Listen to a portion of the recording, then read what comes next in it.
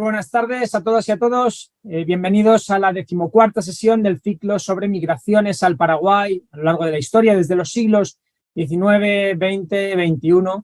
En la ponencia de hoy, de hecho, un poquito antes, desde finales del XVIII. Hoy nos acompaña José Manuel Azcona Pastor. José Manuel es nacido en Falces, Navarra, en 1962. Es doctor en Historia por la Universidad de Deusto y catedrático en Historia Contemporánea en la Universidad Rey Juan Carlos de Madrid, donde imparte la asignatura de Historia del Mundo Actual. Es director también de la Universidad de Mayores de la Rey Juan Carlos, de la Universidad Rey Juan Carlos, y ha sido profesor invitado en la Waseda University de Tokio, en la Loyola University de Luisiana, en Estados Unidos, y en la Hanoi University, entre otras varias. José Manuel Azcona Pastor ha participado en decenas de congresos, tanto nacionales como internacionales, y tiene un significativo número de publicaciones de primer nivel en los principales índices académicos internacionales, en torno sobre todo a las líneas de investigación que caracterizan su obra, como son la inmigración y las relaciones bilaterales entre España y las repúblicas latinoamericanas, la violencia política y el terrorismo internacional, y el devenir de las ideologías políticas contemporáneas. José Manuel, muchísimas gracias por estar hoy con nosotros en este ciclo, en esta 14ª sesión del ciclo, que ya está casi por terminar, un ciclo organizado por el Comité Paraguayo de Ciencias Históricas, por el Centro Cultural de España Juan de Salazar y por la Universidad Autónoma de Madrid. Cuando quieras, te escuchamos. Tu ponencia titulada Historia de la migración española al Paraguay contemporáneo, 1776-1970, que tiene mucho que ver con ese libro que habéis publicado recientemente, este mismo año, en la universidad, con las ediciones de Universidad de Salamanca, Cristina del Prado y tú mismo. Cuando quieras, José Manuel, te escuchamos. Bueno, pues muchísimas gracias, Eduardo, por tus amables y cariñosas palabras de presentación. Es un honor volver a estar aquí con ustedes y voy a tratar precisamente, bueno, en el tiempo que tengo, ¿no? 35 o 45 minutos. Voy a procurar ajustarme, pues un poco voy a hacer una relación de los hitos fundamentales del proceso diaspórico español en su conjunto hacia Paraguay, ¿no?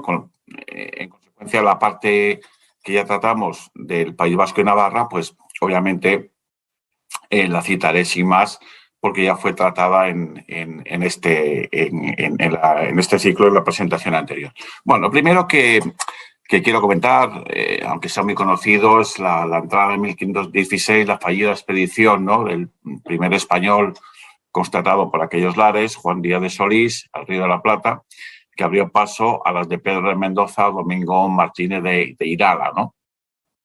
Ambos apellidos, en este último caso, delatan también su origen vasco-navarro, ¿no? Primer intento, en 1530, de la fundación de Buenos Aires, primera intentona fundacional, o sea, estamos hablando de fechas muy tempranas ya de la presencia española en el ámbito paraguayo, ¿verdad? Y 1542, la expedición de Álvar Núñez Cabeza de Vaca, que acabará siendo gobernador del Paraguay en 1555, y que publicó en Valladolid un interesante texto, ¿no?, la relación y comentarios del gobernador Álvar Núñez Cabeza de Vaca de lo acontecido en las jornadas que hizo en la Cinta, ¿no? Texto que yo he leído con mucho interés, y otros muchos. Estoy últimamente, por cierto, releyendo, ¿no?, textos de las llamadas crónicas de Indias, que dan de verdad pues muchísimas luces para los procesos, digamos, durante la Edad Moderna, ¿no? Ulrich Schmidt también escribió Historia del Río de la Plata del Paraguay y trató los acontecimientos que vivió entre 1534 y 1544. Y en el siglo XVII tenemos el archiconocido texto de Ruiz Díaz de Guzmán, ¿no?, que escribió los anales del descubrimiento, población y conquista del Río de la Plata, y que vio la luz, como tantos otros, por cierto. Estoy ahora trabajando mucho esta línea por curiosidad intelectual. Incluso he publicado en la Fundación Universidad Española un texto al respecto, ¿verdad?, y que publicó en París en 1835. Muchos de estos magníficos textos de época que nos ilustran sobre cómo era la presencia y los avatares españoles, no solamente en el Paraguay, sino en otras partes de nuestra querida América, quedaron en las bibliotecas y afortunadamente en tiempos recientes pues han ido viendo la luz, ¿no? Entre 1639 y 1673 hay más publicaciones. En 1793 tenemos otro discurso histórico. En 1609 llegamos ya a la primera misión jesuita española, ¿no? Jesuitas que habían llegado en torno a 1585 y que mantuvieron, como todo el mundo sabe y conoce, quizás sea, luego lo comentaremos, Tamayo, quizás sea la parte más, que por lo menos el mayor relumbrón, ¿no? que ha tenido la presencia española allí en el Paraguay, y se han dejado de lado, como ya comentaba en la exposición anterior de la inmigración vasca, pues otros aspectos de la diáspora española al Paraguay, que, como ya anticipé y estoy anticipando ahora, pues nunca fue muy voluminosa, aunque sí importante cualitativamente, pero no cuantitativamente como otras migraciones. Aunque en el Paraguay contemporáneo las migraciones nunca han sido cuantitativas, por razones que expondré después, ¿no? En verdad, para mí al menos, esta es nuestra tesis en el libro, ¿no?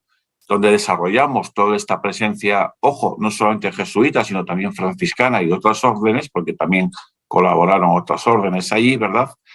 Esta actividad jesuítica española fue muy importante en el camino hacia el proceso de formación de los indios guaraní y otras etnias, ¿no? Guaraní y otras, en música, arquitectura, teatro, pintura, escultura y medicina, ¿no?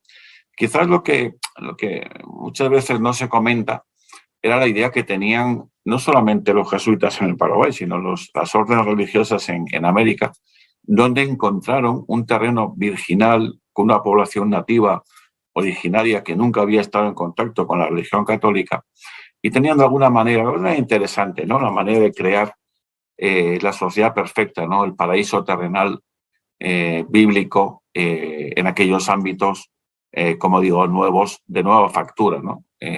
Desde luego, no es el único lugar, las misiones o las reducciones del Paraguay, pero donde más se aproximaron a esta idea fue allí, ¿no? ¿Por qué? Pues porque organizaron pueblos muy racionales, muy comunales, muy en la línea de la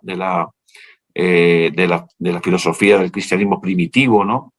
Incluso algunos destructores de su trabajo los han equiparado, salvando toda la distancia, con comunismo, ¿no? Con comunismo precoz. Me parece un descabellado esta idea. Pero sí un ámbito colonial, un ámbito comunal, colectivo, dentro de la estructura colonial, porque ellos nunca se sublevaron contra la autoridad de las monarquías, ¿no? Tanto portuguesas, porque los portugueses también hicieron lo mismo como españoles, ¿no? Fundamentalmente, ¿no? Intentaban crear un orden justo, un hombre nuevo, un hombre feliz, un hombre en Dios, ¿no? Bajo la perspectiva y la estructura religiosa, y desde luego Paraguay ocupa el primer plano de los estudios en este campo por la importancia que tuvieron allí las reducciones, estos pueblos nuevos, estos pueblos felices, ¿no? Hasta 1768 que fueron expulsados, ¿no? Como todo el mundo sabe, ¿no? Las primeras misiones tiene como protagonista al español Luis de Bolaños, quien pronto aprendió guaraní y funda una reducción en Altos en 1580, ¿no? Este era franciscano, cuidado, y a veces se nos olvida solapadamente de esta gran importancia, de esta gran obra religiosa católica, ¿no? Católica romana. Por los jesuitas se nos olvida la importancia de los franciscanos, ¿no? En cualquier caso, la Compañía de Jesús se hace presente en 1587 en Asunción. En 1607 tenemos la provincia jesuita de Paraguay, separada ya de Perú, y con jurisdicción sobre Chile, Tucumán y Río de la Plata. Se llamaba Paracuaria, y además tenía la virtud, y sobre todo vista hoy con la longevidad del tiempo, de que tenía grandes fondos selváticos, ¿no? Con remotos asentamientos urbanos, y donde la evangelización era muy compleja, ¿no? Esta idea que tenemos de los indios americanos, en realidad de los españoles, de seres pues mansos, felices, tal, muchas veces, en la inmensa mayoría de los casos, no se ajusta con la realidad. Era gente que defendía su terruño, su terrazgo, su forma de vida, y por tanto, incluso ante evangelización de religiosos pacíficos, pues tenía mucha complicación, ¿no? Estos religiosos españoles muy pronto aprendieron la lengua guaraní y me hicieron tratados escritos, lo cual es también muy de agradecer, ¿no? de estos escritos, les protegían de los encomenderos y de los mandeirantes, dotaron de educación y, como he dicho antes, de artes, oficios interesantes, ¿no?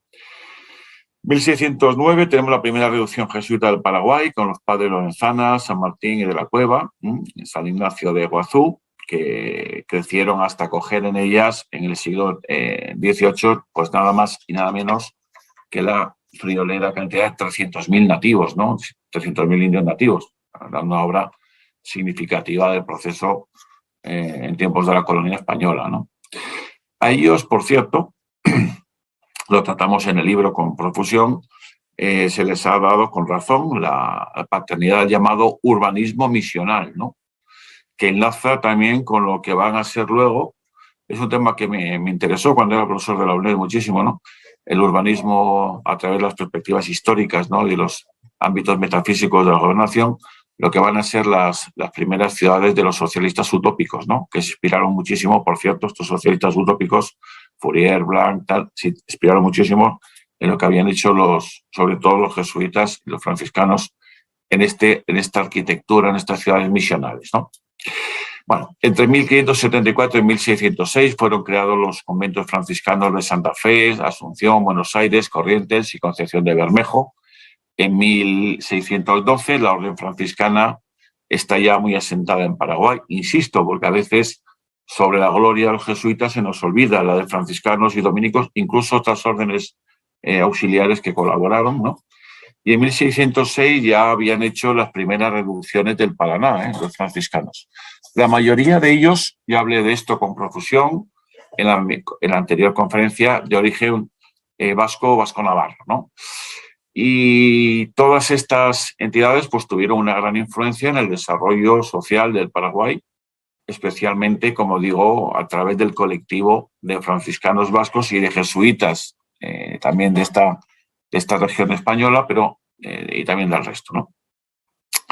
Otro aspecto que tratamos en el libro, ya entrando más en la época contemporánea, el libro acota 1776 hasta 1970, o sea, es decir, creación del virreinato del Río de la Plata, y 1970, que es la cifra donde entendemos, ¿no? Por poner una concreta, que las migraciones españolas a América decaen ya de una forma definitiva para siempre, pues hemos trabajado en aspectos que nos han resultado también muy significativos de comerciantes españoles, ¿no? De todos los niveles, triunfadores,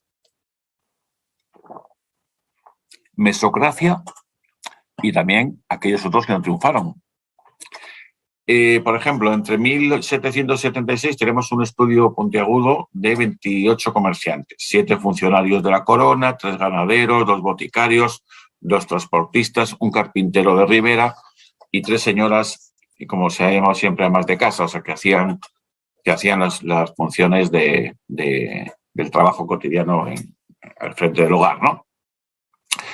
Entre nuestras cuestiones y los trabajos de Diana Durán, que ha estudiado 72 testamentos, entre este conjunto, pues voy a citar aquí 3 grandes fortunas, ¿no? Para que nos hagamos una idea de qué estamos hablando, ¿no? La mayor que citamos en nuestro libro, la mayor fortuna, estamos hablando del tramo final del periodo colonial hasta la independencia, ¿no? La tiene Lorenzo Aguirre, que era un carpintero de Ribera. ¿Qué es un carpintero de Ribera? Pues como su nombre indica, un señor que tenía un negocio al borde del río donde construía, arreglaba, calafateaba en su caso, reponía velas, mástiles, lo que fuere, barcos para el uso privado, pero fundamentalmente para el uso comercial, ¿no? Este hombre, en su testamento, deja una cuantía de 68.704 pesos, ¿no? Pero claro, ¿a cuánto equivale hoy? Yo he hecho durante mucho tiempo una ratio, una tablita que la uso para mis trabajos y calculo más o menos un peso haciendo una serie ponderada de los tiempos a 27 euros. En total, este hombre deja en su testamento aproximadamente, entiéndase, esto no es justo, 1.875.619 euros de hoy, ¿no? O sea, como veis, ven ustedes una cantidad verdaderamente considerable, ¿no? Este hombre, Lorenzo Aguirre, de origen vascongado, tenía este negocio primacial, pero luego diversificó, como hacen todos los empresarios en todas las épocas y en todas partes del mundo. Diversificó su negocio, ¿no? Tenía yerba mate, tenía negocio de tabaco, comerciaba con miel, maíz y otros productos agropecuarios, tenía barcos propios, madera, buena herramienta, que en su testamento dice que ha traído de España. Lo único que se trajo vino con una cantidad muy, muy pequeña, ¿no? Tenía también casa, chacra y un obraje, o sea, una pequeña fábrica, ¿no? Llevado a términos actuales, muy cerca de Asunción, ¿no? Y tenía 4 esclavos, ¿eh? Tenía 4 esclavos que, como luego voy a contar, cada esclavo no era barato. En esta zona de América costaba el equivalente a unos 16.000 euros de hoy, ¿no? En otras partes, según mis propios trabajos que estoy haciendo ahora, podía llegar a 45.000, ¿eh? O sea que no era, tener un esclavo no era una cosa fácil, ¿no? En cuanto, primero, por la carestía que suponía y, por tanto, generaba siempre pues que solamente las clases muy elevadas pudieran acceder a ellos, ¿no? Y tenía una empresa mercantil también con otros españoles para el comercio con Buenos Aires, ¿no? Donde normalmente, como voy a contar, de Paraguay iba para el resto del Río de la Plata, sobre todo Buenos Aires, iban cueros, iban ganados, iban productos agropecuarios, iba yerba mate, en fin, algodón, y los productos más importantes de manufactura, de consumo, de ocio, de aditamento de las casas, de todo lo que fuere, bastimentos en general, venían fundamentalmente de Buenos Aires, también de Santa Fe, otras ciudades del norte de Argentina, pero fundamentalmente de Buenos Aires, ¿no? Este hombre dice en su testamento, esto es interesante, que vino de España con 70 pesos, o sea, unos 2.500 euros, ¿no? Actuales, y consiguió 1,8 millones, ¿no? O sea, como veis, le fue muy bien en su vida tal. Santiago López, que era de Zaragoza, residía en Villarrica, uno de los, por cierto, puntales de habitabilidad más importantes de los españoles en la transición de la colonia a la República, e incluso durante el siglo XIX e incluso en el siglo XX. Vivía allí en 1807, era soltero, tenía 3 hijas naturales, algo relativamente común en la época. Era comerciante de telas, ropas y mercancías múltiples que también traía de Buenos Aires, ¿no? Tuvo una fortuna de 50.000 pesos, o sea, más o menos 1.350.000 euros, ¿no? Estamos en la élite de los estudios que hacemos sobre comerciantes españoles, insisto, en la transición de la colonia a la República, ¿no? Y tenemos a Juan Arístegui Vizcaíno, que era comisario de caballería. Esto es un personaje interesante también porque trabajaba para la corona, o sea, era un funcionario, ¿no? Real. Tenía 4 hijos y 4 hijas. Dice en su testamento, como era muy común, que aportó al matrimonio junto a su mujer, y cito textualmente, la decencia de sus personas. O sea, aquí en España también, yo lo he visto en los trabajos que he hecho en Navarra, la honestidad, dicen, de las personas, ¿no? Aportamos cuando no tenía nada que aportar más que su propio cuerpo, pues la decencia, la honestidad, la honradez, pues para indicar que no tenían bienes patrimoniales, ¿no? Este hombre también dejó 44.000 pesos a 1.250.000 euros, ¿no? Era dueño de ferretería, un negocio que desarrollaron de manera muy significativa los españoles allí, incluso en la época más contemporánea. Comerciaba con telas, sombreros y ropa en general. Tenía chacra también y casa cerca de la Catedral de Asunción, ¿no? Luego comentaré cómo en la época más contemporánea los barrios de habitabilidad de los españoles, y esto se lleva desde la época colonial, han sido los próximos, en Asunción me estoy refiriendo, los más próximos a la zona catedralicia, ¿no? Este hombre poseía 2.500 cabezas de ganado vacuno, Arístegui, también de origen vasco, como ven, participó en actividades militares y tenía 19 esclavos. Cada esclavo, como he contado antes, se compraba unos 16.000 euros actuales, unos 600 pesos, ¿no? Miguel López Zarco tenía 26 esclavos, otra persona que estaba en la élite. Diego Frasqueri tenía negocios ganaderos, también poseía 19 esclavos. José María de Loma era comerciante, declaró 12.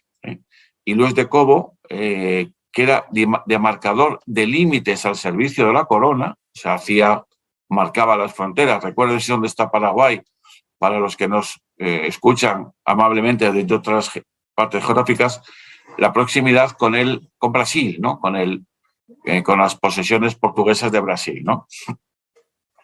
Percibía este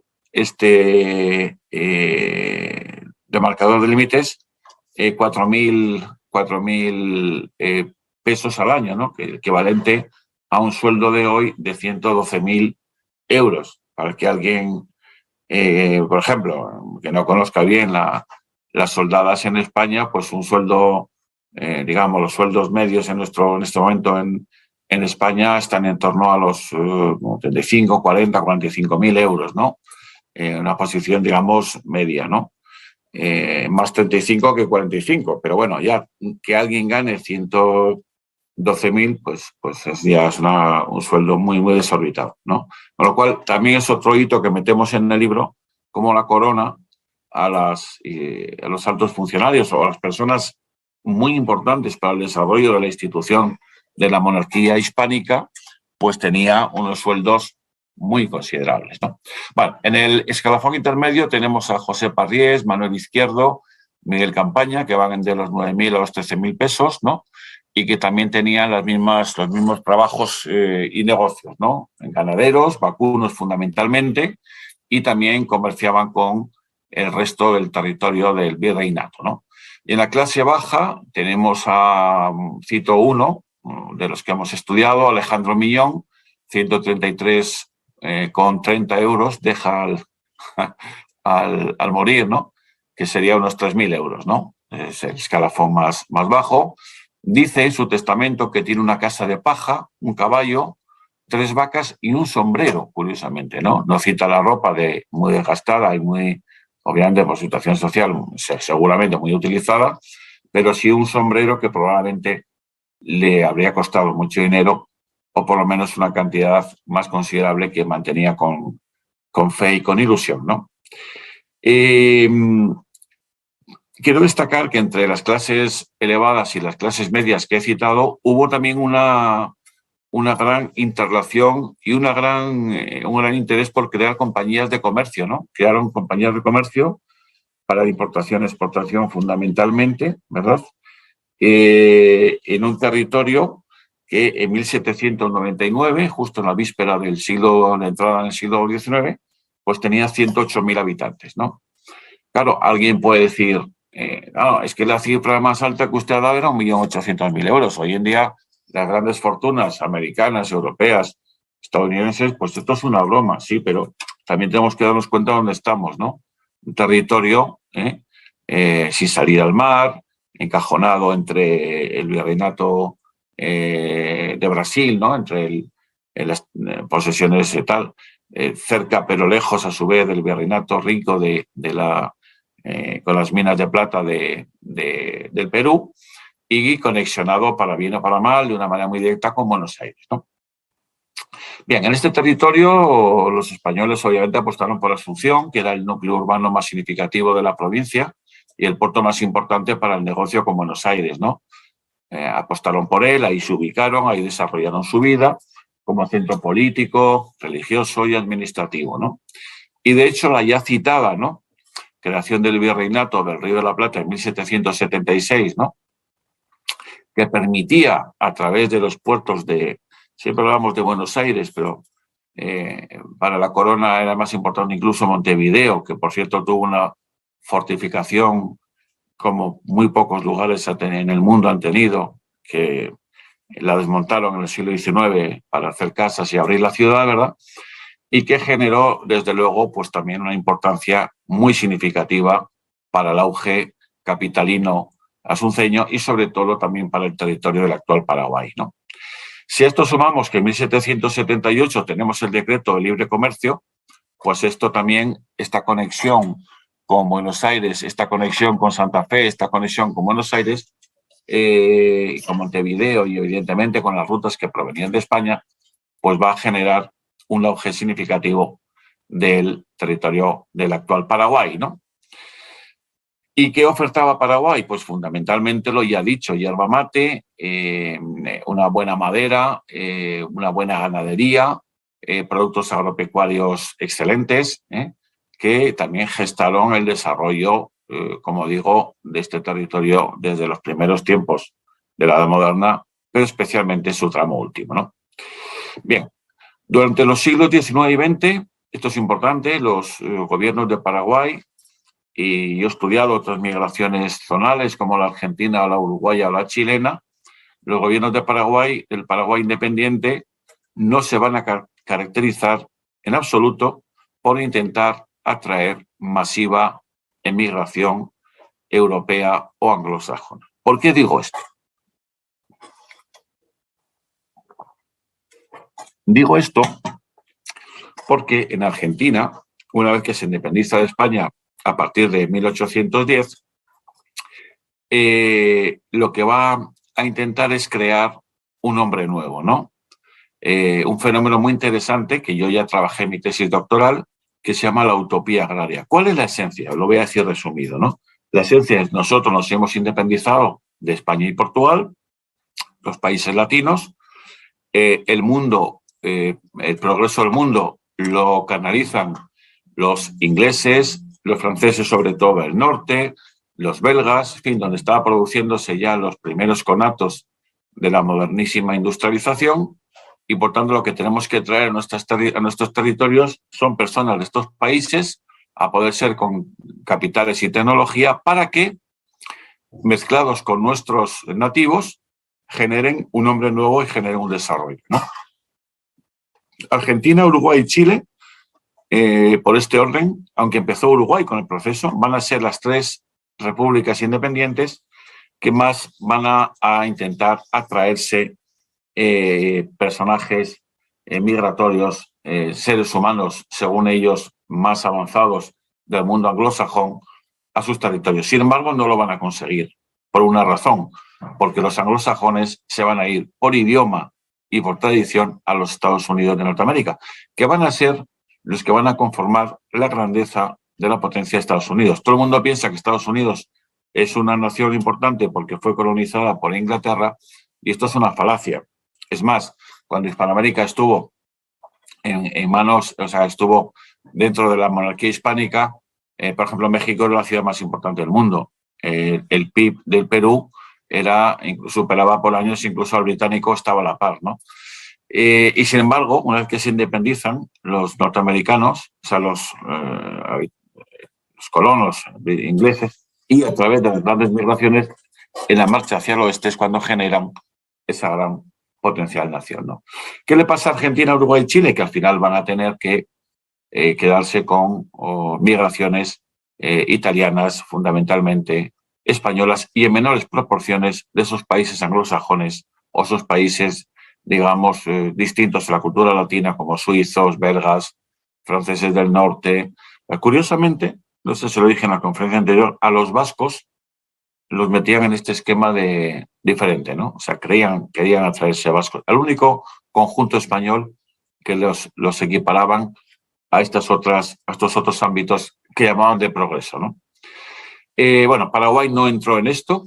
Al final de nuestro libro ponemos las escasas leyes, ¿no? Iniciativas, instituciones pro inmigración, por lo que la diáspora española a Paraguay no fue significativa, pero tampoco la del resto de países.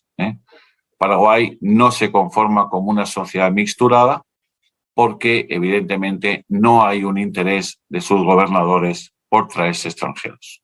Entonces, claro, porque para que lleguen extranjeros en masa, cuanto más llegan es cuando las fronteras están abiertas. Si tú das oportunidades, si tú fomentas viajes, si tú creas cónsules, si tú creas personas encargadas de atraer gente y abrir las fronteras, como pasó en Argentina, Uruguay y Chile, pues lo que aconteció es que, vamos, llegó a haber en la época del aluvión, en 1960, 4,5 millones, por ejemplo, de españoles fuera de nuestras fronteras, y de ellos 1,5 millones estaban en Argentina. Imagínense ustedes de qué cantidad estamos hablando, ¿no? Y esto pasó lo mismo, por supuesto, con todas las naciones europeas, ¿eh? Se nos ha olvidado que de 1830 a 1970 emigraron más de 200 millones de europeos, ¿no? Entonces, imagínense ustedes las cantidades de las que estamos hablando, ¿no? Solamente de España, estamos hablando de 5 millones y multipliquen. Bueno, Irlanda se despobló a la mitad, Portugal tiene unas salidas impresionantes, ¿no? Paraguay no atrajo porque no tuvo leyes migratorias ni intención gubernamental de ello, ¿no? Todos ustedes conocen la historia de Paraguay, yo no tengo tiempo. Desde los modelos dictatoriales a los modelos liberales no hubo no formó parte esta idea, ¿no? En un reciente trabajo que he hecho con Colombia me encontré la misma circunstancia, ¿no? Por tanto, Argentina, Uruguay y Chile para el siglo XIX fueron los países punteros. Bueno, entre 1870, para que nos hagamos una idea de lo que digo, entre 1870 y 1932 entraron en el país solamente 12.759 emigrantes, ¿no? Registrados. Yo he calculado, en fin, por experiencia en otros ámbitos, unos 2.000 más que pasaron, digamos, de clandestinos, ¿no? En total estamos hablando de unos 14.000, unos 15.000, ¿no? Para que nos hagamos la idea, ¿no? Una cantidad pues muy pequeña. De ellos, en torno a 7.443 tuvieron en Asunción, o sea, el 50%. Esto no es un fenómeno privativo del Paraguay, es un fenómeno general de todos los procesos migratorios, ¿no? Y el resto pues se ubicaron fundamentalmente en Villarrica, Paraguarí y Santaní, ¿no? Los colectivos más importantes fueron los catalanes, los andaluces, los castellanos leoneses, los gallegos, fundamentalmente en todo el periodo, ¿no? Bien, ¿a qué se dedicaban? Pues eran constructores, eran ebanistas, eran panaderos confiteros, eran ferreteros, eran transportistas, se dedicaban al comercio. Y sobre todo en nuestro libro trabajamos lo que llamamos comercio étnico, ¿no? Claro, que en la medida que ellos veían, como pasa hoy, por ejemplo, en España, ¿no? En Madrid, ¿no? Pues hay muchas tiendas por ejemplo, de tiendas de alimentación o de productos rumanos, ¿no? Pues porque la colectividad rumana en España es muy importante, ¿no? Pues ¿qué hicieron aquellos españoles? Pues también hacían comercio para todos, pero también comercio étnico para sus propios compatriotas, ¿no? Bueno. Y además también lo trabajamos en el texto, buena relación con los italianos, por afinidad, por idioma, por latinidad, como se quiera, ¿no? La Casa Ríos y Jorbá, por ejemplo, es un buen ejemplo, exportaba tabaco y cueros a Buenos Aires, importaba manufacturas de esta ciudad, como ven ustedes, siguen la tradición de la época colonial, en este caso ya, si nos vamos metiendo más en el siglo XIX, la llegada de productos españoles de otros países europeos o norteamericanos va a ser mayor, ¿no? También tenía sucursales esta empresa en Paraguarí, en Inipacaray, en Concepción, en Encarnación, en Villarrica, en Caraquetay, en Coronel Oviedo, en Coronel Bogardo, en Pedro Juan Caballero. O sea, un modelo mercantil absolutamente moderno y diversificado por todo el país, ¿no? Tanto es así que en 1903 el gobierno paraguayo le encarga a Ríos y Jorbá la gestión del comercio del país, ¿no? O sea, para la casa comercial fue muy importante, ¿no? Ahí tenemos algunas personalidades, citaré solo algunas, ¿no? Que trabajamos en el libro: Nicolás Angulo, José Marsal, Josefina Eplá, Viriato Díaz Pérez, Edith Campos, que además se encargaban de recibir a los, entre comillas, escasos compatriotas. Estamos hablando de una cantidad de 14.000 personas, es hasta manejable, ¿no? Paraguay nunca ha tenido unas grandes dimensiones en cuanto a volumen poblacional ni de distancias, y por tanto al final puede decirse que aquí la colonia española era una colonia muy cerrada, muy consistente, muy cerrada en el sentido de muy unida, entre otras razones porque se puede hacer por falta de número, ¿no? En otros países, lugares que yo he estudiado, la colonia española funda centros regionales. Eran tantos, imaginen ustedes en Buenos Aires hacer un centro español con 1,5 millones de españoles. Una cosa absurda, ¿no? Al final lo que hacían eran agrupaciones étnicas por regiones, ¿no? Centro vasco, centro gallego, tal. Aquí no. aunque hubo también distinción, ¿no? Como centro catalán, como vamos a ver. También tenemos como hito importante la Casa de América, que se inauguró en Barcelona en 1911. Esto fue un impulso para el comercio bilateral, ¿no? La sociedad paraguaya se transformó entre 1870 y 1930 de manera muy positiva. Estas son nuestras tesis de libro también, ¿no? Que en ese periodo, que coincide con el mayor auge de la migración, pues Paraguay tiene un input muy significativo, ¿no? La creación del Banco de España y Paraguay, que surge en 1914, es otro hito en Asunción. La creación del Centre Català en 1914 enlaza con todo lo antedicho y con la fortaleza de esta colonia catalana, que no es el único colectivo, también hay que decirlo, ¿no? El castellano-leonés fue muy potente y el andaluz, como descubro en nuestro libro. Yo siempre había escuchado cuando estuve haciendo trabajo de campo Paraguay que el orden, que la jerarquía era Cataluña y luego Castilla-León. Y sin embargo, al menos en la tabla que luego contaré, que trabajé de forma muy exhaustiva, me salen en segundo lugar los andaluces, ¿no? Ya en 1873 se había fundado la Sociedad Española de Socorros Mutuos, que esto es una cosa muy común en todos los colectivos españoles para tratar no solamente las enfermedades y los problemas, sino también las posibles bajas de personas que se quedaban pocas, porque la inmigración española en general entró en la mesocracia de una manera muy global, ¿no? Pero siempre había gente que no triunfaba. En la Sociedad Española de Socorros Mutuos les ayudaba para salir, ¿no? En 1911 tenemos la obra de Adolfo González Posada, una compañía en América, Argentina, Chile, Paraguay y Uruguay. Publicó también La República de Paraguay, Impresiones y Comentarios, donde nos informa de una manera clarividente de las cuestiones políticas, antropológicas, culturales de los nativos, ¿no? Da a conocer a Paraguay en el mundo, español, ¿no? En 1913, Genaro Romero, originario de Concepción, en un intento de atraer inmigrantes, pues también publica el texto El Paraguay progresa, la ciudad de Concepción, que es cierto que estaba progresando. Y también hemos encontrado en la colonia de españoles pues casos muy significativos, como Guillermo Oscariz, que nació hace 1850, que llegó a tener un gran éxito comercial en los yerbales, pues había comenzado en el comercio con el potentado Nicolás Otaño.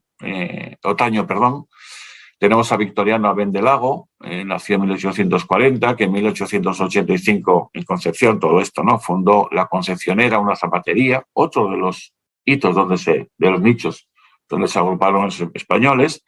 1895, Concepción, Francisco Closa y Benjamín Colunga fundaron la firma de productos en general Closa y Colunga. Benigno Teijero Martínez, empresas agropecuarias de vanguardia. Andrés Luces, también con yerba mate. Victoriano Abentilago, lo mismo. Nicolás Fornel, un aserradero, el primer aserradero a vapor en 1892 en Concepción. Vicente Campaya, Frutos del País, 1891. Demetrio Rugel en 1892, Frutos del País. Juan Cástulo Yáñez en Naranjatí, lechuga, que es una cosa muy curiosa, que lechuga no comían o no conocían o no les gustaba a los del país. En cambio, la producía para los compatriotas hasta que acabó metiéndola en la costumbre culinaria, ¿no? Constantino Ortiz tenía ultramarinos de España y América. En 1902 también fomentados a entrega de compatriotas. Pero también hay muchas empresas de aserraderos, de muebles, también otro nicho de trabajo de la colonia española, artículos de fantasía y cargos institucionales. Tuvieron muchos cargos institucionales que no voy a narrar porque no tengo tiempo, ¿no? Santos Canillas fue el director del Hospital, por ejemplo, Regional de Concepción. Tenemos arquitectos afamados como José Chus Gallegos, José Chus Martínez, introductores del modernismo en el Paraguay, ¿verdad? En 1916 tenemos el Club Concepción, al que acudían muchos españoles locales, el Club Hípico Deportivo, el Club Artístico Concepción. Bueno, en fin, esto porque hacemos un estudio de caso de esta ciudad que fue muy importante, ¿no? Trabajamos también, hacemos muestras de las estancias ganaderas en el interior, sobre todo el ganado vacuno, que los españoles también destacaron allí, y hacemos en el libro un estudio de caso de la diáspora catalana, bien emprendedora desde la segunda mitad del siglo XIX, con Arturo Alsina, que fundó la farmacia americana, con José Cops, la perfumería Iris, Juan Bayori y Coquiela, y Flaviano García Rubio, afamados médicos, en fin. El gremio de los panaderos estuvo muy representado también por la colonia catalana, la panadería La Palmera. En el arte y arquitectura tenemos a Teodoro Martí, a Lea Bas, que fue concertista de arpa, Juan Bregolat, que llegó a Paraguay en 1888 y también impulsó el modernismo, pintores, escultores como Serafín Marshall, músicos de ópera, y citaré en el ámbito asociativo, pues el ya dicho Centre Català de 1914, la Sociedad de Socorros Mutuos, la vuelvo a citar en 1878, para por lo menos apuntar la idea del carácter endogámico positivo que tuvieron los españoles en la configuración no solo de empresas y ámbitos de poder económico, sino de nichos de poder político y poder social, ¿no? Pero muy mixturados en la clase media, en la mesocracia global y también en las élites, ¿no? Hacemos estudios de caso, entrevistas, historias de vida, como me gusta más definir, ¿no? De larga data que hice cuando estuve en Paraguay antes de la pandemia, no solamente de catalanes, sino también de otras personalidades vivas del comercio y de la empresa allí. Y diré que en 1980 el flujo español seguía siendo muy pequeño porque constatamos solamente 1.160 españoles en el país, ¿no? Voy a ir terminando porque encontré ya publicados en formato libro, pero luego me los trabajé aquí en este despacho de casa durante mucho tiempo, aquellas fuentes. 1.005 españoles, lista que meto en nuestro libro, pues se puede interesar a los descendientes, ¿no? A los propios españoles, y sacamos algunas conclusiones interesantes que yo les voy a citar de una manera también resumida y para terminar esta intervención, ¿no? Por ejemplo, lo que contaba, ¿no? El origen de los inmigrantes españoles en Paraguay, ¿no? Pues de la Comunidad de Madrid entre 1776 y 1949, ¿no? Que es el periodo que trabajé en esa lista, ¿no? De la Comunidad de Madrid tenemos 10, ¿no? De la Comunidad Autónoma de Cataluña, 90. De la de Valencia, 19. De la de Castilla y León, 37. De la Andalucía, 41. Del País Vasco, 19. De Navarra, 4. De Castilla-La Mancha, 2. De Murcia, 7. De La Rioja, 7. De Aragón, 8. De Asturias, 7. De Cantabria, 2. De las Islas Canarias tenemos 6, y de las Baleares 12, y de Ceuta y Melilla 1 de cada uno, ¿no? Estos son los que daban su origen. Muchos decían simplemente que eran españoles, ¿no? Con lo cual ahí tenemos la jerarquía, ¿no? Esto también es muy interesante, el lugar de dónde residieron los inmigrantes españoles en Asunción, pues la mayoría no, 34 citan Asunción, pero les voy a decir los barrios que más les gustaban para vivir, ¿no? Por este orden: La Encarnación, barrio de la Catedral, barrio de San Roque, barrio de la Santísima Trinidad y barrio de Recoleta, ¿eh? Estos eran los lugares de habitabilidad. Después hacemos una relación de las calles, ¿no?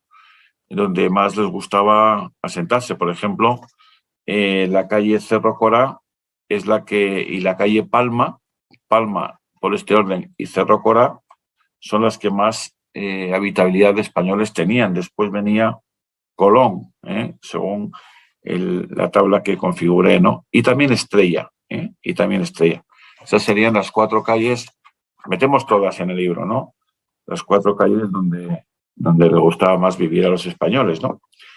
Los municipios fuera de la capital que más atrajeron a nuestros compatriotas fueron Itá, Pirayú, San Lorenzo de Campo Grande, Tacuaral, Paraguarí, Itaúá, Lambaré, Luque, Villarrica, Piribebuy, Pilar, Puerto Casado, Alto Paraguay, San Juan Bautista de los Misioneros, Puerto Sastre Chaco, Nembucú y Villa Concepción, ¿no?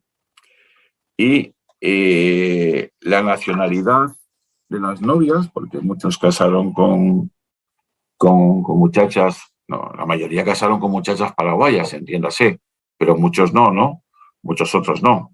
Entonces, por ejemplo, claro, el país que más, después de Paraguay, donde el número son 289 muchachas para casar, porque se me ha olvidado decir, la lista que trabajo es gente que iba a los registros parroquiales para manifestar el casamiento con determinada señorita, ¿no? Entonces, de ahí sacamos esta relación.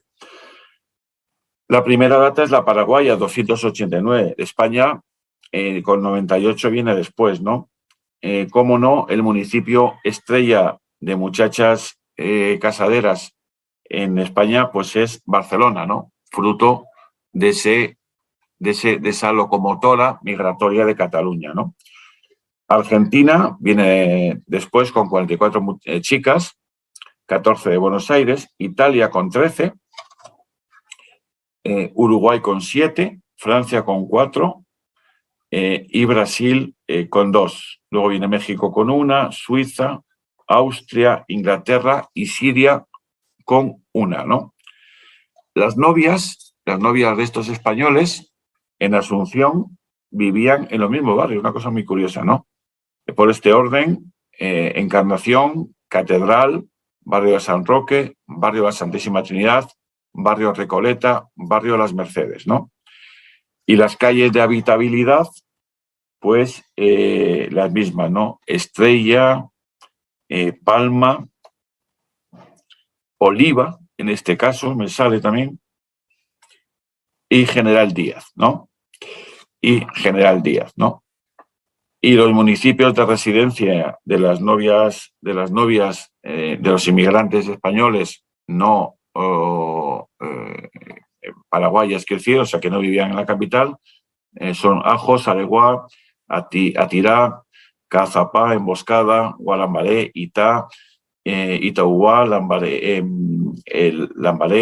Lomapita, Luque, Manorá, Paraguarí, Pirayú, Piribehuí, Quindí, San José Los Arroyos, San José Limpio, San Lorenzo del Campo Grande, Villa Concepción, Villa San Pedro, Villa Morra y Pacarí. Mira, ahí estamos. Mira. Y ya por terminar, les comentaré que el número de viudos que aparecen en esta relación que trabajamos es el 3,4 de 17 y número de viudas 15, 3%, como ven, una aproximación similar.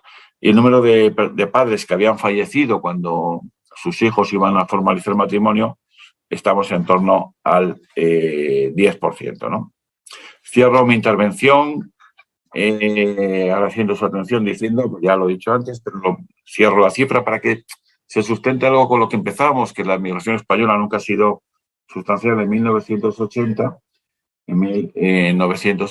el número de españoles estaba en 1160. Nosotros terminamos el libro en 1970, cuando ya han caído las migraciones globales, con lo cual concluyo diciendo, más allá de este resumen, ¿no?, de ideas y de datos, que la migración española, esto lo tenemos claro y lo demostramos en nuestro libro, ¿verdad? En Paraguay no fue cuantitativa, sí significativa de la perspectiva cualitativa, generaron riqueza, como en general las migraciones laborales generan en todo el mundo, en este caso generaron riqueza, no solamente, insisto, en ámbitos catalanes, que fueron los que más, también otras colectividades españolas generaron riqueza. La simbiosis otra cosa que destaco para terminar, la simbiosis con el pueblo uruguayo fue muy buena, el conflicto muy escaso, la mixtura total, como lo acabamos de ver con los casamientos, y desde luego las relaciones institucionales, personales y políticas, más allá de los desmanes de algunos gobiernos y de luego las circunstancias de cada momento histórico, fueron excelentes, lo cual se manifiesta, al menos yo sí lo veo, el excelente trato que tenemos cuando vamos allí, y yo creo que también en la acogida y la buena simpatía que tiene el pueblo español hacia Paraguay. Muchísimas gracias, he dicho.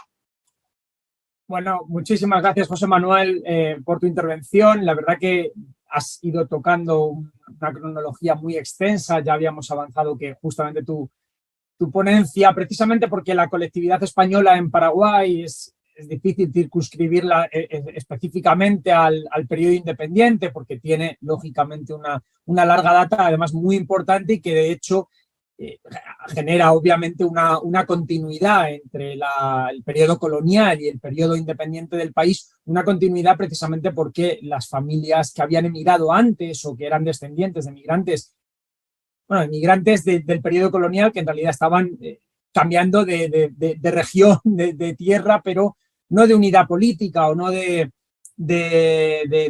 país, en lo que entenderíamos hoy como país. Entonces, bueno, habíamos apostado por una cronología un poco más amplia para esta intervención tuya, y la verdad que te felicito porque creo que las has podido manejar con sobrada soltura, en gran medida apoyándote en ese libro, que yo creo que es de referencia fundamental a partir de ahora para el abordaje de las migraciones españolas en general a América Latina, porque dais muchos apuntes, Cristina del Prado y tú, también sobre un poco la migración en general, ¿no?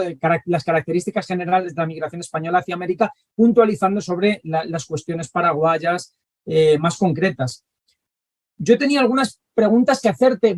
Sí que anuncio que voy a ser breve, porque como tú ya has ido advirtiendo a lo largo de tu intervención, que yo no había querido mencionar al principio, la sesión de hoy, la sesión de la migración española al Paraguay a lo largo de los siglos, pues el periodo colonial un poco y los siglos XIX, XX, que es lo que más has abordado, tiene un ciclo previo en el que hemos tocado específicamente estas migraciones, que es el ciclo de migraciones hispanas al Paraguay, que fue organizado por el Centro Cultural de España Juan de Salazar, por la Universidad Autónoma de Madrid, y también con la inestimable colaboración de la Embajada de Paraguay en España.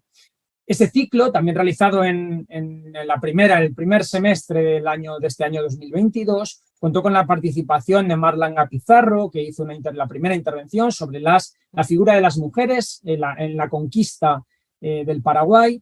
Una segunda intervención con Martín Romano García, que nos dio unas pautas generales de la migración española al Paraguay en los siglos XIX y XX, con todo el trabajo de fuentes que él había realizado, que aparecen también muy referenciados en la obra de José Manuel Azcona y de Cristina Pardo. Una tercera intervención de Eva Morales Raya con toda la parte de la migración catalana, una cuarta de Philip Duncan Webb con toda la parte de la migración gallega, una quinta intervención precisamente de nuestro ponente de hoy, de José Manuel Azcona, referente exclusivamente a la cuestión de los vascos, la migración vasco-navarra al Paraguay, y finalmente aquel ciclo de migraciones hispanas al Paraguay cerró con la intervención de Óscar Álvarez Gila, con la ponencia de Óscar Álvarez, que versó sobre la migración eclesiástica, sobre todo ese flujo migratorio de carácter eclesial que viajó a Paraguay, no solo en la colonia, que también lo menciona en su ponencia Óscar Álvarez Gila, sino también durante el periodo independiente del Paraguay, que siguió produciéndose esa migración eclesial y que tuvo también una importancia sustancial en muchos momentos o muchos elementos o aspectos de la migración española. Invito a todos los ponentes, a todos los espectadores, a que si les interesa específicamente la cuestión de las migraciones hispanas, creo que tienen que atender una por una esas 6 sesiones de ese ciclo de migraciones hispanas al Paraguay, que también está en el canal de YouTube del Centro Cultural de España Juan de Salazar, porque van a poder encontrar mucho más detalladas todas esas migraciones, digamos, regionales o sectoriales, según veamos. Pero volviendo ya a la ponencia, a la intervención de hoy de José Manuel, te decía que sí que quiero hacerte algunas preguntas que creo que van a redondear un poco tu intervención, con algunas cuestiones que a lo mejor se le han podido pasar por la cabeza a algunos espectadores. Por ejemplo, nos has mencionado que uno de los aspectos, uno de los sectores a los que se dedicaba esa migración, en general esa migración española al Paraguay, era el tema de la construcción, eran fabricantes, oficios especializados, entiendo que también quizá alguna profesión liberal. Eso, de alguna manera, esos fabricantes o constructores tiene mucho que ver con lo que denominamos segundo sector o sector industrial, aunque también un poco incipiente lo que hoy conocemos como sector servicios, que obviamente en otras épocas no existía como tal o no estaba tan desarrollado. Yo te quería preguntar si en el curso de las investigaciones y del trabajo del libro habíais detectado si los españoles habían introducido de alguna manera algunos oficios relacionados ya directamente con lo que en el siglo XX conocemos como el sector servicios, ¿no? Como ese tercer sector de servicio a la sociedad, generalmente, obviamente, en regiones urbanas. Sí, la respuesta sí, ¿no? Desde la bueno, este ámbito industrial, por ejemplo, he citado el primer aserradero a vapor, pero luego generaron una red de servicios absolutamente significativa, ¿no? Muchas de las tiendas finas, digamos, ¿no? De perfumerías, de ropas, de telas, lo mismo, ¿no? Y luego, ya no me ha dado tiempo, pero lo tratamos en el libro, luego, vamos, generaron. Además, en esto los catalanes eran muy buenos, fueron pioneros junto con los vascos en España y, por supuesto, la capitalidad, ¿no?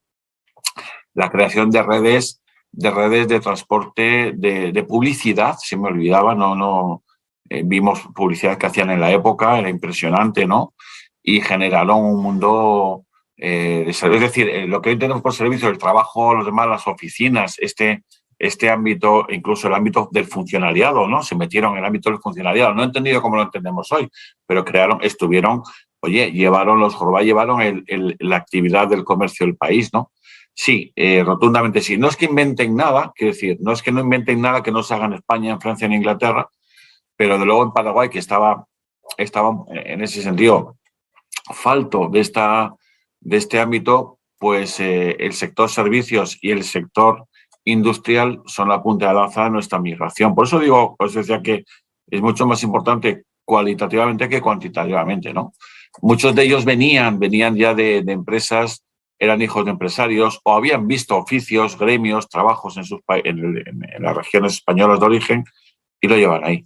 Crearon un mundo moderno, especialmente entre 1876, los años 30 y 40 y después, por supuesto, ya con las migraciones posteriores del franquismo también, pero ahí está la clave de la construcción del moderno Paraguay, donde, como digo, los españoles tienen una tarea fundamental en el sector servicios, sin lugar a dudas, ¿no? Bueno, yo vi, no me acuerdo ahora, pero vi los conocerás, en Asunción, vi que los he visto en otros países, ¿no? Libros donde ponían las empresas emblemáticas, con sus oficinas emblemáticas, con sus mesas de tal, con sus secretarias emblemáticas, con sus directivos, y ahí el número de españoles que estaban en el sector servicios era muy, muy elevado, junto con italianos, curiosamente, sin lugar a dudas. Ahora, quería hacer también una pregunta. Nos has hablado precisamente de esas tablas, esos gráficos que tenéis en el libro, que yo invito a los espectadores a que, si tienen la oportunidad de conseguir el libro, lo hagan, porque realmente les va a ser muy útil en el estudio precisamente de estas migraciones y entender cómo fue esa diáspora española. Yo tenía algunas, no voy a entrar en por qué la migración catalana es mayoritaria, porque precisamente bueno, lo has mencionado tú un poco, pero también Eva Morales Raya lo hizo de manera fantástica en su intervención, en su ponencia.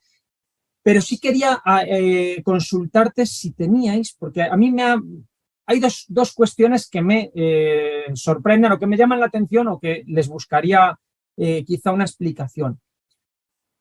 La primera es por qué Madrid, que cualquiera a lo mejor de fuera de España podría pensar, bueno, pues debe de ser una región muy poblada, debería tener una emigración mayor y sin embargo aparecen solo 10 casos de los cientos que habéis registrado ahí, ¿no? Aparece como un número muy pequeño. Vamos a empezar por esa. ¿Por qué ese número tan reducido? ¿Es que realmente es muy reducido ese número o tiene que ver con la identificación como españoles, que también hay un número muy elevado que aparece como español en general sin identificarse con la región? Lo de Madrid lo tengo clarísimo, no solo para Paraguay, sino para toda América. La migración de madrileños es residual siempre, por lo menos en los países que yo estoy trabajando. Me faltan pocos, porque además, como sabes, tengo una cátedra de investigación financiada por el Banco Santander, donde voy espacio geográfico a espacio geográfico y nunca me he encontrado datos masivos ni muy significativos de madrileños. Yo tengo la explicación, o por lo menos mi tesis, ¿no?, que es la capitalidad, ¿no? Siempre hablamos de la importancia de Cataluña y del País Vasco y Asturias, ¿no?, los procesos de revolución industrial en España, pero la capitalidad era, es y será siempre la capitalidad. Es decir, aquí había, la capital donde yo vivo ahora, había ahí donde vives tú, había un trajín siempre de empresas, de servicios, de tal, y no existía una tendencia. Es más, la capitalidad fagotizaba, que ese es otro debate, ¿no?, otro estudio, las migraciones interiores, ¿no? En Madrid encontrar a un originario de generaciones cuesta, porque la mayoría provenimos de otras regiones de España, ¿no? Entonces, es el efecto de la capitalidad. Nunca, Eduardo, nunca en ningún país, por mí estudiados, los colectivos madrileños han sido significativos en los cómputos, en las tablas que yo he hecho, en la cuantificación que he hecho de las migraciones, nunca son importantes por la capitalidad. Muchas gracias, José Manuel. Yo creo que precisamente esa es como una primera pregunta que quizá se hiciesen los espectadores, ¿no?, pensando que en la importancia de Madrid y en la población de Madrid. Y la otra, que quizá es menos fácil de ver para gente de Paraguay porque no conozca tanto la territorialidad de España, pero quizá sí para los españoles, es esa diferencia tan notoria que hay entre la población cuyo origen está en Castilla y León y la que está en Castilla-La Mancha. He buscado un poquito los datos. Hacia 1800 en Castilla y León había pues algo más de 1 millón de habitantes, en Castilla-La Mancha alrededor también de 1 millón de habitantes, y hacia 2020 alrededor de 2 millones y pico en Castilla y León, 2 millones en Castilla-La Mancha. Es decir, son dos regiones con unas poblaciones relativamente similares a lo largo, y además muy estables, porque precisamente porque no han tenido un gran crecimiento, un gran desarrollo económico, muchas de sus regiones no han absorbido población, sino que más bien la han expulsado hacia zonas, como decías, entre ellas Madrid. Sin embargo, a Paraguay, buscaba el dato en tu tabla y teníais 37 casos registrados de Castilla y León frente a 2 registrados de Castilla-La Mancha. O sea, es una proporción de 20 veces más cuando las poblaciones eran relativamente similares o equiparables. No sé si tenéis alguna explicación histórica o alguna explicación económica para esta cuestión, para esta diferencia entre esas dos comunidades, esas dos regiones. Efectivamente, estoy viendo la tabla. En Castilla-La Mancha hay solamente 2 casos y en Castilla y León hay 37. Cuando lo lógico, a ver, si hacemos una lógica de la situación geoeconómica, debería ser al revés. Castilla-La Mancha es una región mucho más de grandes latifundios, ¿no?, en la época donde hay más jornaleros que por naturaleza podrían pasar más, y en el caso de Castilla y León, pues que ahí funciona el mediofundio, ¿no? Pues debería ser menor. No. La razón que yo le doy es que, bueno, primero es raro porque los castellanos en la edad contemporánea no han sido los grandes migrantes españoles, ¿eh? Los castellanos, los andaluces y los extremeños han sido los grandes migrantes, como todo el mundo sabe, en la edad moderna, o sea, durante la época colonial, ¿no? La razón que yo veo aquí, para este caso, no, lo tengo claro, que es algo que no he tocado en él, porque claro, son tantas cosas, aunque me pasa un poco el tiempo, ¿no?, bueno, con la emoción del discurso, pero por el sistema de llamadas, ¿no? Los casos que nosotros vemos en el libro de castellano-leoneses, ¿no?, hay un claro sistema de llamadas que funciona como funcionó con Cataluña, ¿no? Porque obviamente, perdón por la obviedad, los catalanes han sido muy numerosos en Paraguay, son los primeros, pero no siempre son los primeros en el resto de los países americanos. O sea, hay una gran variación y más dependiendo de las épocas, ¿verdad? En el caso de Castilla y León hay un claro sistema de llamadas. Y también, porque siempre pensamos que el sistema de herencia de las tierras, ¿no?, del campo, que hereda el mayor, el famoso hereu en Cataluña, solo se daba en País Vasco, Asturias, en las zonas cantábricas, ¿no?, Galicia, Aragón, norte de Navarra y Cataluña, ¿no? Y también en todo el norte de Castilla, en las provincias norteñas de Castilla y León también, ¿no? O sea, hay un efecto también de herencia menor. Y sistema de llamadas que lo comenté en el caso vasco, creo recordar, pero vamos, lo insistí en un minuto, sistema de llamadas que es fundamental. Yo cada día lo tengo más claro, ¿no? Llevo muchos años estudiando la migración española a América y para mí una razón primaria cada vez más es el sistema de llamadas, ¿no?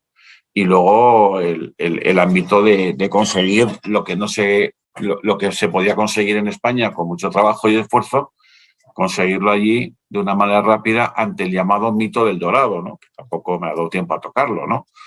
El mito del Dorado es general para todos, no solamente para los castellano-leoneses. Pensar que ahí las cosechas, había 5 cosechas al año, que te enriquecías en un trienio y tal. Sistema de llamadas, profesor Tamayo. En el caso de los castellanos, lo vemos ahí, hay los primeros que llegan, otros que van llamando, y así se va generando una cosmovisión que no es original, insisto, de Paraguay, se da en todas las migraciones del mundo, en todas las circunstancias. ¿Por qué, por ejemplo, en Madrid están en el corredor de Lenares, en nuestra provincia de Madrid, hay más miembros de los países del este más rumanos? Pues por el sistema de llamadas. Han ido instalando allí y han generado. Pero sí, sorprende, de todas maneras, insisto también en la tesis, en comparación a otros países, los castellanos tampoco han sido grandes migrantes, no han sido grandes migrantes. Aquí se llevan la palma, van en tercer lugar. Después, en la lista que yo he trabajado, que es la del obispado, ¿no? La de la catedral, vamos, los ámbitos religiosos, los segundos son los andaluces, ¿no? Los andaluces que tampoco se han caracterizado en los siglos XIX y XX en España por ser los que más han emigrado. Pero en este caso sí, por la misma razón, ¿no? Gracias, José Manuel. Ahora ya por entrar un poco en esas familias, ¿no? En esas historias de vida que siempre nos comentas que para ti es fundamental, que es uno de los caminos en los que hay que trabajar precisamente para que luego puedan responder o negar otras suposiciones generales u otras conclusiones generales que se tenían, ¿no? Había una tendencia detectasteis, Cristina del Prado, una tendencia en la colectividad española a fomentar los casamientos entre miembros de la colectividad española, ya no te digo de una misma región, sino en general con españoles con algún tipo de objetivo, ya sea tema étnico o ya sea por una cuestión puramente de emparentar familias comerciales o casas comerciales o elementos así, o ninguno de esos aspectos le agregaba valor a los casamientos y no tenían ningún problema en que los casamientos fuesen con otros, con paraguayas o paraguayos o con otros extranjeros que hubiese también en Paraguay. Bueno, me parece muy interesante la pregunta. En general, en todos los estudios que he hecho, lo digo además no lo niego con orgullo, los españoles no han tenido en general, vamos, de manera mayoritaria, ningún impedimento a casarse con nativas, pero desde los primeros momentos de la colonia. Vamos, y en la época contemporánea, que es el objeto de mis estudios, nunca. Bueno, he visto la relación que he hecho, ¿no? Las chicas con las que se casan, las muchachas con las que se casan, son fundamentalmente paraguayas, ¿no? En una proporción masiva, ¿no? Que es obviamente, en la convivencia diaria son las mujeres que tienen ahí, ¿no? Después, por supuesto, españolas, italianas, de tal. No, pero en épocas más, las historias, bueno, agradezco lo que dices de la historia de vida porque para mí es fundamental en los estudios migratorios, ¿no? Yo la fase de la cuantificación empecé con ella cuando empecé con mi tesis y ya hoy en día, pasado el tiempo, la sigo haciendo, como has visto, la sigo haciendo con las tablas, pero entro ya más a una historia social, una historia más, digamos, más de seres humanos, ¿no? Que de números. Me interesa más, ¿no? Y en ese sentido, las historias de vida para mí son fundamentales. Es poner una grabadora a un señor, a una señora, y nos cuenta toda su trayectoria, ¿no? Tampoco aquí he detectado abiertamente matrimonios endogámicos, no. Pero sí es cierto que las historias de vida que he hecho, que están reflejadas troceadas en el libro, sí, en algunos casos muy poderosos, hombre, sin manifestarlo abiertamente, pero se entiende o se sobreentiende que la relación de matrimonial pues ha tenido también un objeto comercial, mercantil, de ampliación o de guarda de negocios, ¿no? Que muchas veces, bueno, hemos heredado esto, entonces me quedé con esto y mi hermano tal y casó con tal, que a su vez tenía tal. Esto no es privativo de Paraguay, se hace en todas las partes del mundo, se hace en nuestro país, se hace en Francia, en Inglaterra, Estados Unidos, pero no he de afirmar con rotundidad que no ha sido la razón fundamental de los españoles. Entre otras razones, hemos emigrado mucho, hemos llegado a tener 4,5 millones de españoles fuera de España. Hoy estamos en torno al 1.300.000, de los cuales la mitad, solo la mitad son originarios. Este otro solo hay unos 700 españoles fuera de España. Los otros son descendientes, ¿no? Y España es uno de los países, por cierto, que tiene más inmigrantes del mundo entero. Estamos ya sobre una población de 47, estamos en torno a 7,5, ¿no? Millones de extranjeros. O sea, hemos pasado un ciclo también a la inversa. Muy interesante. Pero volviendo al tema, no, mi respuesta rotundamente, no he visto en general, salvo en ámbitos de fortuna muy significativos, muy potentes, en las élites muy elevadas, intencionalidad que sí se da en Paraguay, en España, en Francia, en Alemania, en todo el mundo, y en el resto de la población, no. Ahí está la prueba. Insisto, la inmensa mayoría de los que se casan. Cuando ya tienes negocios y manejas grandes fortunas, sí, ahí hay una intencionalidad preclara. No tanto con que sea española, sino porque si es paraguaya, pero está en esa dinámica, está en ese carril de potencialidad económica, se casan con ellas también, ¿eh? Unen, es más, prefieren muchas veces a la autóctona o al autóctono. Fundamentalmente hablo en femenino porque es más en las mentalidades de la época buscar a la mujer para el potentado, ¿no? En ese caso prefieren más a la autóctona con poder económico para, en una época en que las mujeres no ejercían prácticamente poder social o poder político, para unir al poder económico del hombre y de paso encumbrarlo hacia el poder político o político-social. No es que no les importaba nada. No, en ese sentido, los migrantes españoles no han sido nada sectarios. Nada. Salvo en esas franjas, ¿no? De hecho, las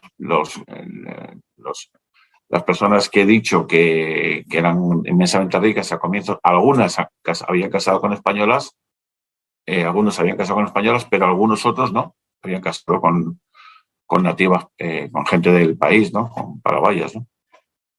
Y siguiendo con esas familias, ¿no? Con el interior de esas personas en las que te gusta centrarte, te quería preguntar, porque has mencionado en varias ocasiones la tenencia de esclavos en las familias, entre ellas los españoles. Hay un debate en Paraguay relativamente reciente o muy contemporáneo sobre la invisibilización de la población afrodescendiente, porque de alguna manera quedó en la memoria colectiva, en la memoria social, la idea de que en Paraguay no hubo población negra, no hubo, y que no hay afrodescendientes en el Paraguay contemporáneo. Y yo, bueno, pues no soy experto en la temática ni en el periodo, pero sí que he leído de vez en cuando a historiadores como Ignacio Telesca o Ana Barreto Balinotti, que han hablado y precisamente discuten mucho en redes sociales y en ámbitos académicos sobre esta cuestión, sobre el hecho de que en Paraguay hubo una importante proporción de población afrodescendiente. Como has mencionado un poco la tenencia de esclavos, y sabemos que en América una parte importantísima de la población esclavizada era originaria de África o descendientes de esas primeras, de la saca de esclavos desde África, de personas desde África hacia América. Te quería preguntar si entre las fuentes y esas historias de vida habíais podido detectar el origen de esos esclavos que se tenían en esas familias, entiendo que asuncenas, que habéis estudiado. Sí, vamos a ver. Este debate es muy interesante. También lo he conocido en países como Uruguay, donde supuestamente tampoco hay descendientes o sea, no hay gente, no hay gente de color, no hay negros, aparentemente hay en las calles, ¿no? Salvo un barrio que dicen y tal. A ver, bueno, vamos por partes. Los mercados esclavistas de la zona estaban precisamente en Montevideo, bueno, Cartagena, la antigua Cartagena de Indias, Montevideo, Buenos Aires, ¿no? Por tanto, por supuesto que entraron. El origen de los que venían de aquí a esta zona, incluida Paraguay, eran caboverdianos y guineanos, ¿no? Traídos por comerciantes portugueses e ingleses. Los mayores esclavistas del mundo han sido los portugueses, como todo el mundo sabe, los ingleses, franceses, daneses o dinamarqueses, como le llamaban en la época. Y España tuvo algunas contratas, pero lo que hacía era comprar, ¿no?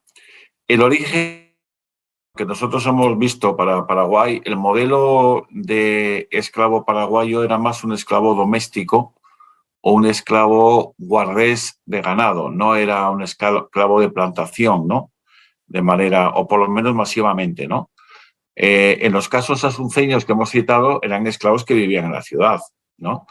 Que bueno, pues eran esclavos porque los habían comprado y por tanto no pero trabajaban como cualquier trabajador, vivían allí, se les daba la comida, la casa y tal.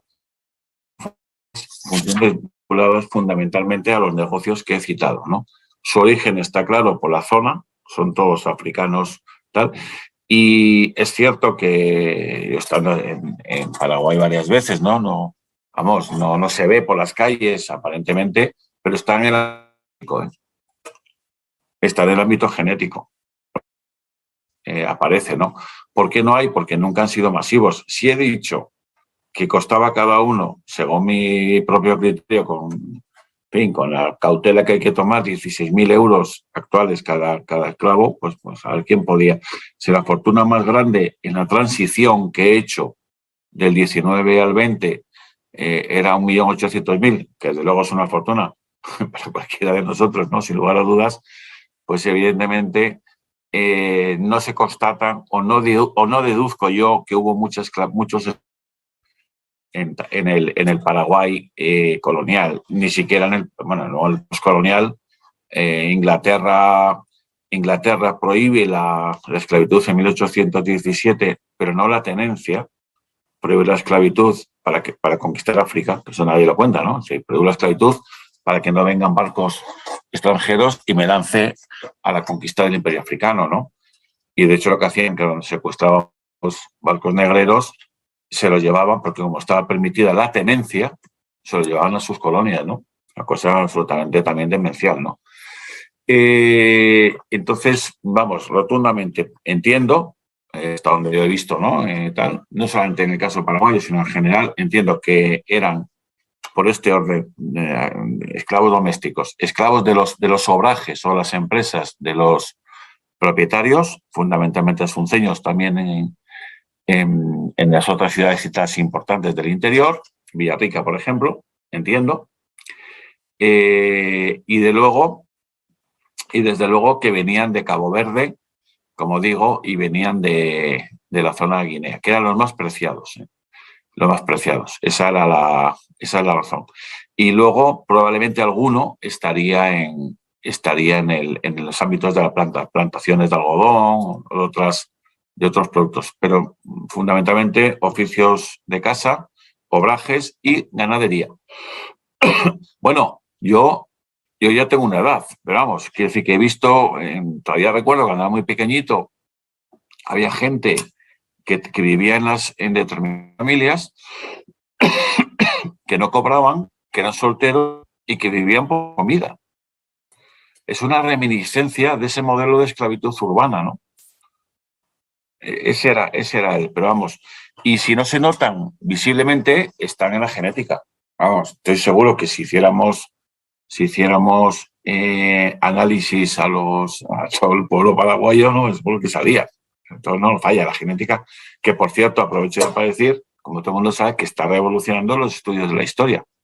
Todos los estudios de genética que encuentro me hago con ellos porque está cambiando el panorama, ¿no? Así que existió, pero minoritariamente. No es Colombia, no era el virreinato de la Nueva España.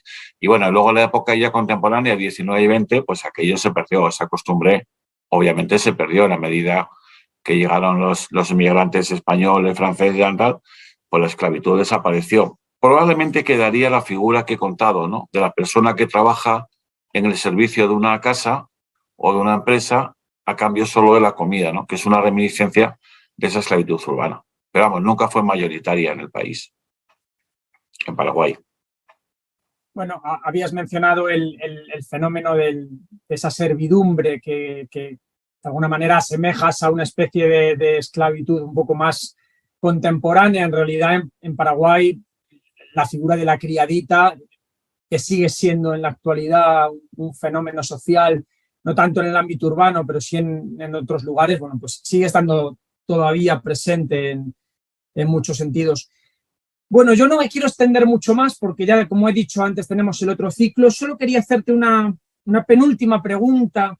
Has hablado un poco del comercio étnico, has mencionado ese caso de la introducción de la lechuga, o sea, introducción de productos típicamente españoles que consumía esa población española y que llevaron al Paraguay.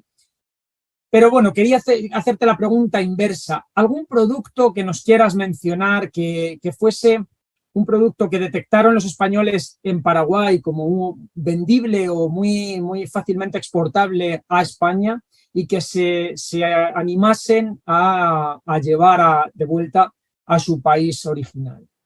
No, que digo que, por supuesto, muchos de los productos que hoy son comunes en todo el mundo gracias a la globalización, aquellos españoles, incluidos en el siglo XIX, que no conocían ni la batata, ni la yuca, ni la piña, ni nada de esto, ¿no?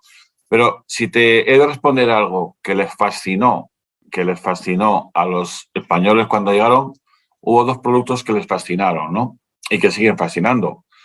Por encima de todo, la madera. La madera del país, la producción, vamos, las calidades, ¿no? La dureza, la consistencia. Yo no entiendo mucho, no soy un hombre, no soy experto en madera, ¿no? Pero vamos, eso en toda la documentación y tal, fundamental. Eso les encantó, les fascinó, la exportaron, la trabajaron y tal. La hierba mate no les gustó. No entró. De hecho, tú vives en España, yo vivo en España. Todos los productos citados, bueno, por supuesto que llegaron a América, ¿no? La patata, tal, no sé. Todos, el tomate, el pimiento, todo, la yuca. Ha tenido aquí mucha salida, ¿no? Como sabes. En cambio, la hierba mate no gustó mucho la hierba mate, ¿no? Y luego el segundo producto estrella, ¿no? De admiración y consumo fue la carne, ¿no? Que siempre se lleva la palma en la calidad la argentina, que sin duda es una carne excelente, yo no lo digo, ¿no? Pero todos aquellos modelos de suelta, ¿no? Que se hicieron ya desde el siglo XVI en aquel virreinato. Por tanto, si tuviera que decidir dos productos que fascinaron y que obviamente sirvieron de consumo y de importación, exportación, que tal, fueron la madera y la carne. Después, la yuca, la batata, los mangatos, las piñas, que se dan más en la zona tropical, no sé, los tomates excelentes que hay allí, los pimientos, todo esto. Vaya, perdona, todo esto, sí, pero madera y ganadería vacuna, entiéndase, ¿no? Los españoles se quedaban fascinados cuando comían aquellas, sin duda.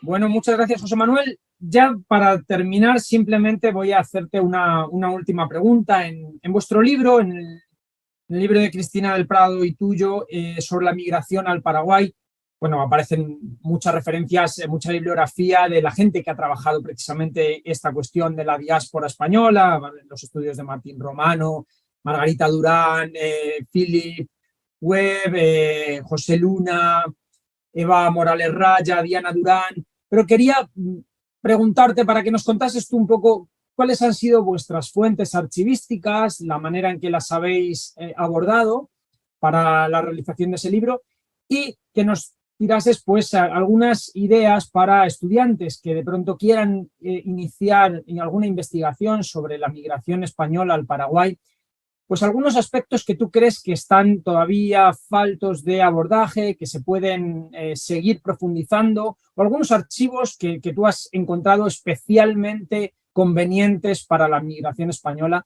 para que esos estudiantes tengan un lugar al que agarrarse y decir, voy a tirar por ahí a ver qué encuentro. Bueno, vamos por partes. Voy a centrarme en la migración contemporánea, que es la que yo trabajo, ¿no? Aunque en este libro, como hay tan poco, nos hemos encontrado tan poco, más allá de la bibliografía que has citado, y desde luego los trabajos que vas a hacer tú, que estás haciendo, que sin duda van a dar mucha luz, pues nos encontramos muy poco. Y por eso tiramos un poco hacia atrás, ¿no? Bueno, más allá del Archivo Nacional en Asunción, que médica concentra toda la parte burocrático-administrativa del territorio, para la etapa precontemporánea, para la etapa moderna, la etapa colonial, sin duda hay, para mi opinión, dos archivos fundamentales. Uno es Indias y otro es Viso del Marqués, ¿no? Donde están todas las cuestiones vinculadas a Marina. Y recientemente se acaba de abrir uno aquí en la zona de campamento de Madrid, también que va a tener cuestiones vinculadas a la marinería, ¿no? Al ámbito naval. En Indias, Paraguay, me consta que está muy poco trillado. Viso del Marqués, que conozco también muy bien, menos, que es todo el archivo naval fundamental español para entender la etapa colonial, sin lugar a dudas, ¿no? Fuentes contemporáneas, que son las que más hemos trabajado nosotros, está la prensa que siempre se desdeña, ¿no? O a veces, no, perdón, que siempre es interesante y a veces se desdeña. Yo fui pionero cuando hice mi tesis Los paraísos posibles en el uso de la prensa, y sorprendí un poco al principio, me encontré montones y montones de noticias, ¿no? De barcos que salían, de gentes, de personas que atacaban, de personas que animaban. Bueno, impresionante. Hay que ver la prensa española de la época y la prensa paraguaya de la época. Y me encontré una gran fuente de información, como he visto en el libro, en el Museo de las Migraciones de Asunción. Bien, por tanto, prensa. Luego, aquí en Madrid tenemos la Dirección General de las Migraciones, la Dirección General de las Migraciones, antiguo Instituto Español de Migración, donde yo he trabajado días, horas, me ha faltado dormir ahí, porque además el archivero es encantador. Ahí tenemos mucha materia para la cuantificación, que a mí en esta época de mi trayectoria profesional me interesa menos, pero que entiendo que si trabajas migraciones hay que pasar por ella. Cuando yo empecé era la estrella de la metodología, ¿no? Nos pasamos la vida cuantificando. Ahora ya voy más a una historia social, una historia más de seres humanos con circunstancias específicas, ¿no? Entonces, Dirección General de Migraciones, aquí. Prensa, por supuesto. Y luego, a la etapa contemporánea, yo soy un absoluto defensor de las historias de vida, ¿no? De escoger bien a personajes, ponerles una grabadora, dejarles hablar con un buen guión y contarnos su propia existencia, ¿no? Y luego las fuentes religiosas, los archivos religiosos parroquiales, donde aparecen los registros de nacimiento, tal, que también son muy costosos, muy en la línea de cuantificación, pero hay que realizarlo, ¿no? Y con todo esto y la escasísima bibliografía, pues podremos, y los trabajos que vayan creando, tal. Por tanto, recapitulo. Época colonial, el Archivo Nacional en Asunción, Archivo de Indias, Viso del Marqués, Archivo de la Marina, recientemente que acaban de abrir en campamento, ¿no? Esos los más importantes, sin lugar a dudas. Y después los archivos para la etapa contemporánea, prensa, historias de vida, archivos religiosos, o sea, catedral, ámbitos religiosos para cuantificar nacimientos, defunciones, de matrimonios, aunque una parte ya está hecho por los trabajos de Margarita, ¿no? Y las historias de vida como elemento fundamental. Y desde luego el asociacionismo, también trabajarlo a través, que eso yo también lo hago en mi libro, a través y luego la cuantificación en el Instituto Español de Migración, en la Dirección General de Migraciones, y que aparecen todas las tal, y desde luego ir al ámbito social, ¿no? Y los archivos más contemporáneos en España para estas cuestiones, también la Biblioteca Nacional, hay muchos fondos de los que he citado, se me olvidaba, y poco más. Bueno, poco más, poco menos. Solamente cuantificar en los archivos eclesiales ya es una, si lo haces bien, es una larga tarea, ¿no? Y la prensa. Por ejemplo, muchos de los trabajos que cito aquí trabajo están fundamentados en noticias de prensa que luego se han profundizado, ¿no? En fin, de forma muy resumida, este sería el arqueo, ¿no? Y animo a que la gente siga porque es el gran desconocido, tú lo sabes mejor que nadie, ¿no? Paraguay es el gran desconocido en el ámbito migratorio, ¿no? El gran desconocido.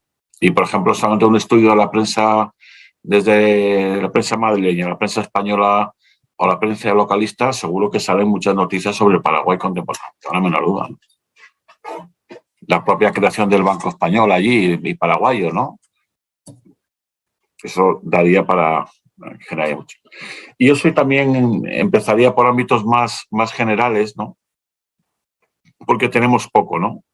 Muy poco sobre el tema y luego a lo mejor ir especificando en ámbitos más regionales también. Pero esto es simplemente una idea mía, ¿no?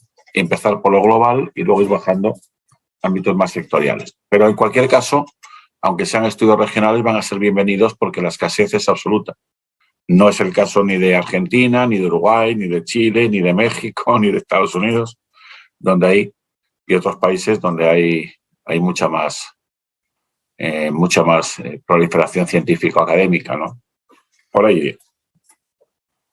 Bueno, José Manuel, pues muchísimas gracias. Yo creo que tanto con tu ponencia de hoy como con esas 6 ponencias del ciclo previo de migraciones hispanas al Paraguay, creo que queda bastante claro cómo está en este momento el estado de la cuestión sobre la investigación de las migraciones españolas a Paraguay, sobre todo desde finales del siglo XVIII hasta finales del siglo XX, que es principalmente lo que hemos tocado. Ya la migración que nos quedaría ya pendiente por abordar, que ya será en otro momento, es la migración posterior a la crisis económica del 2008, que entre otros me llevó a mí para allá, y que también fue una migración relativamente numerosa porque muchos españoles y españolas salieron de España en ese periodo, entre otros países, hacia Paraguay.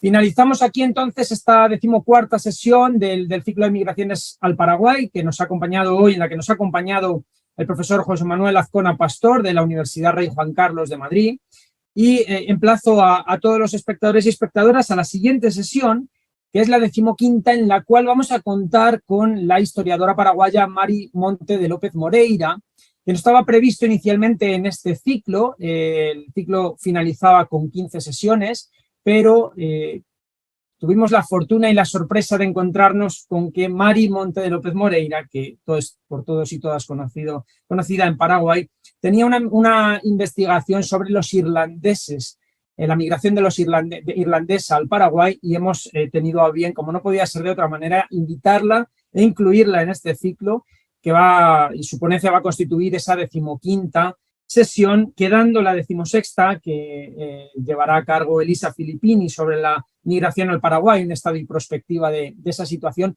para el jueves siguiente. De manera que nos vemos el próximo jueves con la 15ª sesión del ciclo, en la que nos acompañará la historiadora Mari Monte con una ponencia sobre la migración de irlandeses. Les recuerdo a todos y a todas que es un ciclo organizado por el Centro Cultural de España Juan de Salazar, por el Comité Paraguayo de Ciencias Históricas y por la Universidad Autónoma de Madrid, concretamente por su Departamento de Historia Contemporánea. Muchísimas gracias y muy buenas tardes.